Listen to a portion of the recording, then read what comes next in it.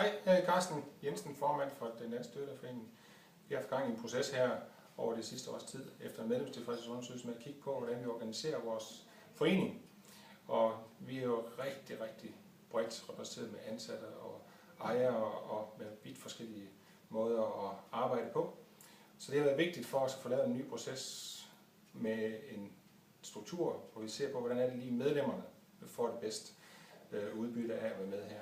Hvad det er, vi kan tilbyde. Og det har været vigtigt at få en konsulent på udefra, som kunne holde os fast på sporet, fordi når man som også er dybt engageret til daglig, jamen så kan det være svært at se de nye ting og nå frem til et eller andet, som er funktionelt i det nye. Så det, der er vigtigt her, det er, at man har noget hjælp til at holde sig fast, og for også få stillet de frække spørgsmål undervejs, og også få holdt fast i, at nu er det her, vi har besluttet til nu, og hvad er det, der mangler. Nu er vi næsten klar til at få gå på generalforsamling om 3 uger, og så må vi se, om medlemmerne der så også synes, at det er det rigtige, vi har fundet frem til i den her proces. Vi har igen en proces, der har kørt i et halvt år intensivt, men rent faktisk har varet i næsten et år som forening.